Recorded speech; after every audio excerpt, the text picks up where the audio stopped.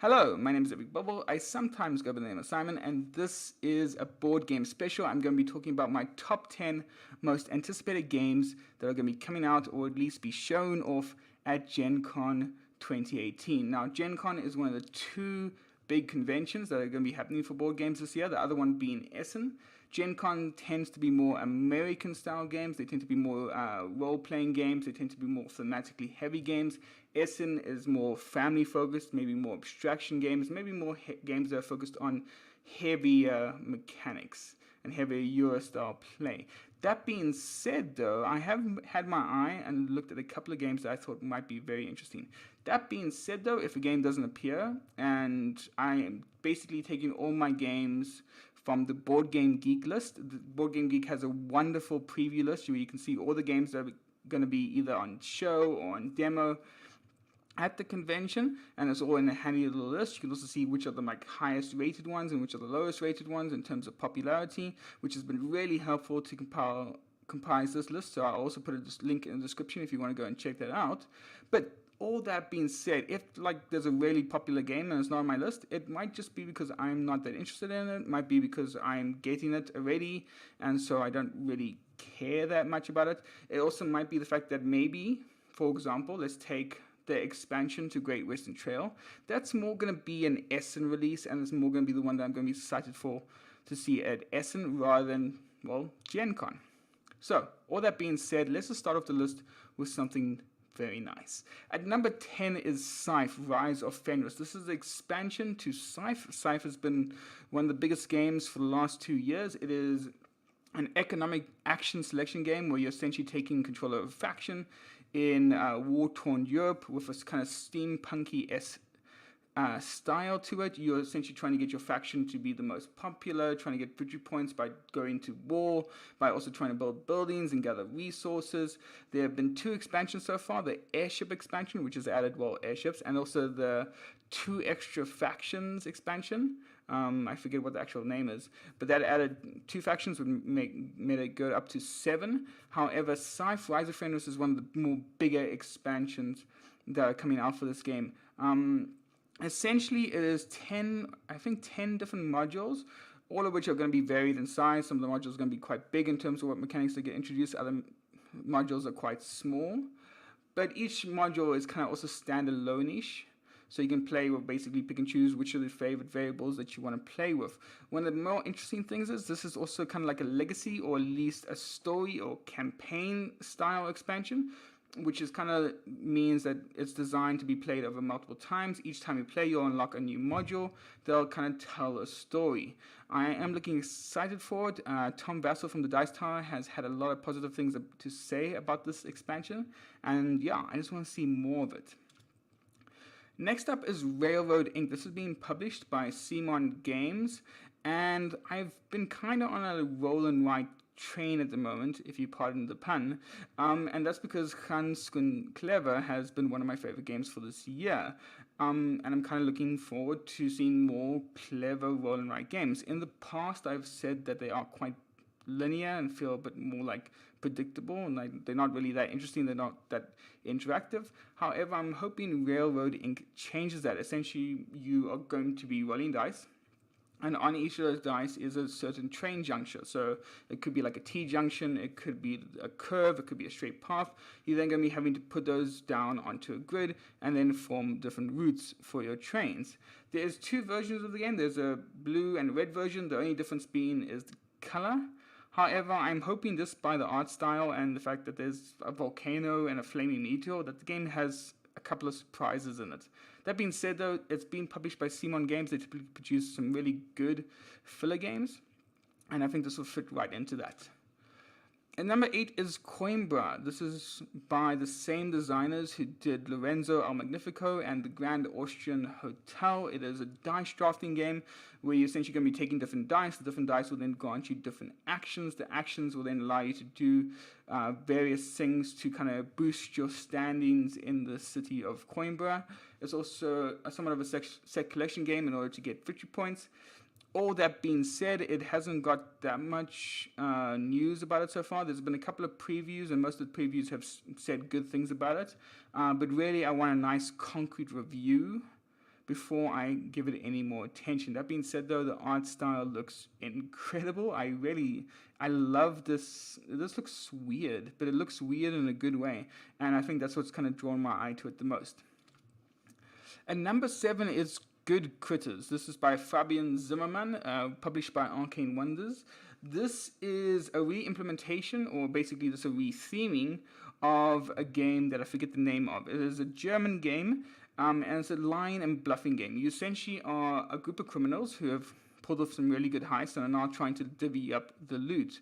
One person on a turn will play it as the boss, and the boss will then dish out money to various people. And the money could be like 1,000 notes, 2,000 notes, 3,000, 4,000, or it could be more. And you essentially are divvying it out to different people. The thing being is you want to be fair, but you also want to make sure that you're still getting the most for your buck. There's also, once you've dished up all the money, you then will go into a voting stage. Everyone can then choose to either vote or maybe blackmail someone to get more stuff. The boss maybe will try and skim off the top of the deck. And you essentially just trying to play cards to make sure that you get the most money and bang for your turn. If you're the boss, you might want to try and stay in power, which is always a good thing. However, if you get kicked out, it means you are fully out of the round and then have to sit back and see everyone else dish up the money in an even better way. It is quite skullduggery in a sense. There's a wonderful element of bluffing and tactics. It kind of feels like cash and guns, simply without the guns. I think that's the best way to describe it. I'm not so keen on the theme, though. I don't particularly like the art style. I'm hoping it's not overly produced, because the German one was good. Very good, solid filler. I think this might be one that's like, I mean, sure, but I don't know. I think it's the art style. This is not getting to me. But that being said, though, it is a very good game that I've played. Okay, at number 6 is Tidal Blade's Heroes of the Reef. This is going to be demoed at GenCon. However, this is going to be a game that's going to be coming out on Kickstarter later this year. The one thing about it, though, which is more interesting, is you are essentially playing different games. You see, there's part 1, which is a worker placement game where you are gathering up your resources as a wave rider, I think it is, or as a tidal rider. I forget the full thing. But you're basically trying to get up these resources to go out and then fight these powerful monsters that are threatening your land. What's interesting, though, is part 1 is the worker placement, action, selection, resource gathering thing. There's going to be a part 2, which is going to be a completely different game, and that game is going to be a full-on dungeon crawler experience. And so what they're planning to do is basically make different genres of games all set in the same universe. Now, I'm wanting to see if they go the same route as, say, Century, where it's all, which can basically, or they all can be joined together to create an even more monstrous kind of game. I wonder if they're going to be doing the same thing. That being said, though, it is art by Mr. Cuddington, who does very good art. They did the art for Roxley's Brass. They've just been done fantastic art overall, and I'm looking forward to this. I'm just looking forward to seeing what they really are trying to do with this. If they are just giving us some weak worker placement games and dungeon crawling games, or if they're trying to make each one a very, very solid experience. But that is Tidal Blade's Heroes of the Reef at number 6. At number 5 is something a bit more sensible. This is Museum. This was a game that was kickstarted last year, I believe. That's finally coming out to retail. And in it, you essentially are a museum. You're trying to gather, it's a set collection game, you're trying to gather various different artifacts to boost your prestige. You're then going to be trying to sell those artifacts to generate money, and then get more and more artifacts and basically try and get the nicest sets. What's really cool is on how you develop your sets. So, for example, you might have a display on boats, and you want to then try and combo that together to have it lead into, say, a display on warfare. So, you would go from this like a fishing boat to a Roman galley, and then onto Romans. So you're trying to combo each of your kind of exhibits together to create a nice experience in the museum. This looks really, really fun. Shep and Sit Down did talk about it quite a bit in their one podcast, and they raved about this, the thematicness of it. The fact that each individual artifact has a kind of like a history to it, like each individual card that's an artifact has a story to it. It kind of gives you a lot of text, and it kind of feels like an art piece in a sense. The one thing I do know is that in the Kickstarter there were quite a few small sets So there was different time periods that you could also back. So I'll be interested to see if the core game itself is good or if you need those expansions to really get a nice fleshed out experience. However, that being said, it looks quite cool, and I'm kind of digging the set collection idea of a museum. And number 4 is Newton. This is by Cranial Creations. This is a heavy one. So Cranial Creations did Lorenzo Al Magnifico. They also did Council of 4, 2 games that I like quite a bit. And now they're bringing out Newton. You are essentially, this is a Euro-style game. You essentially are a scientist going around Europe, basically trying to prove different theories, trying to make money off those theories. One of the cool and interesting things about it is you have a hand of cards, and these cards are your actions that you're going to be doing throughout the game. But at the end of the round, you have to essentially abandon one of your cards. You have to leave one of your cards out of your hand, which means you won't be able to use it in the next round. However, by doing so, you get access to an even more powerful version of that card. All that being said, though, this looks like a very, very heavy game, and I would not expect anything else from Cranial Creations. But it's also being published by Simone Games, and they generally do good games. I think it's going to be one to look out for, but, I have hope. I think this is going to be quite good. And number 3 was Treasure Island. This is by Mark Perrin. It's being published by Matigo Games. This one's been on my radar for quite a long time, simply because this is a treasure finding game. You essentially are playing treasure hunters and basically trying to find Long John Silver's treasure that he's buried. One person is playing the bad guy, trying to misdirect the other explorers, and the rest of the explorers are trying to then figure out where this treasure is located. One of the big things about the game, though, is essentially you are drawing on a map. You are drawing on this treasure map to find out, 15 paces to the west of the mountain, for example. It's maybe like 10 paces in a center from the Great Forest. And so you're busy trying to draw on the map, and like one person's going to be misleading you. It looks quite cool. This looks to be a nice little... I like games with a traitor mechanic, but like things like Dead of Winter, Archipelago, where it's like, someone could be a traitor, but they're not ready. I think in this, though, there's always going to be a traitor. But that being said, though, this idea of drawing on a map and trying to be an actual treasure finder, and if they do it properly, that is exciting. That being said, though, it's also art by Vincent Detroit, who, does fantastic art. Next up is Root. This is one of the games I've kickstarted last year. This is by Coimbra. This is essentially a territorial game. It is, you play as different factions, and each faction is wildly different. This is from the same publishers who did Vast. And essentially what that means is it's not just asymmetrical where each faction could do the same thing, but they have a special power. This is, each faction is doing wildly different things. There are going to be different phases in the game. You have different factions that are like, so for example, you have the cat faction that's trying to maintain control of the forest. You have the vagabond who's basically darting in and out of towns and forests and just trying to collect items and basically cause a nuisance. There is the Rebel Alliance, I forget, or the rebel forest folk, who are basically trying to take over the areas from the cat people. But again, all these factions play in very, very different ways. It's also kind of like the coin insurgency systems, where essentially there's one power that starts off really strong, and as the game progresses, they will get weaker and weaker, and another player will then grow on top of them, but they have to make sure they don't grow too much, or else they give way to another power. It's quite an interesting balancing act, and I want to see. The big thing about it is Vast was difficult because everyone was wildly different. I'm hoping Root has gone a step closer to being like, okay, he can do this, he can do this, he can do this, and she can do this.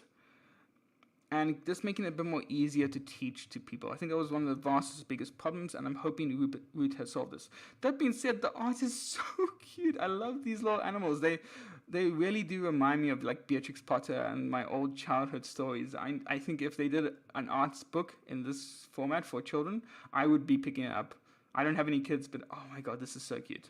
Anyway, number 1, you probably have guessed it, is Brass by Martin Wallace. This is a reprint by Roxley Games. This is basically a re-implementation, redone of the classic game Brass. by Martin Wallace. So this is coming with a brand new art style. This is coming with brand new pieces. This is kind of like the deluxe version, or is this basically making a game of Brass that fits in 2018? It is wonderfully produced.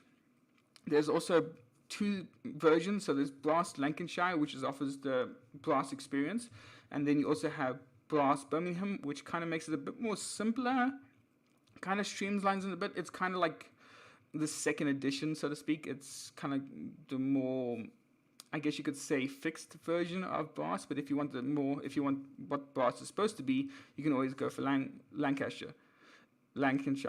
Essentially, you are playing a land baron or cotton baron trying to expand in the Industrial Revolution in England. You're going to be building various factories. You're then going to be trying to get coal to those various factories. You're then going to be trying to set up shipping routes and train routes in order to get those goods sold, while at the same time managing your finances so not to overspend, and you want to see what the supply and demand is. It's a very heavy economic-driven game.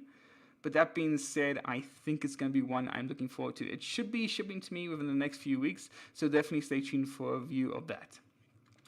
Anyway, that being said, I hope you have enjoyed my top 10. I think it's been a good pick. There's a nice varied collection. I haven't actually been that American trashy. I've kind of feel a bit disappointed that there haven't been more role-playing games, or at least a lot more American trashy dungeon crawlers and miniatures games that I typically would put on the list for GenCon. And I think that might be because a lot of stuff was announced by Simone, but they're not being shown off at GenCon. And a lot of things have not been announced for Fantasy Flight games. Fantasy Flight is one of the big things. They do Imperial Assault, they do Arkham Horror, they do Ascent, they do Rune Wars. They do a ton of miniature stuff.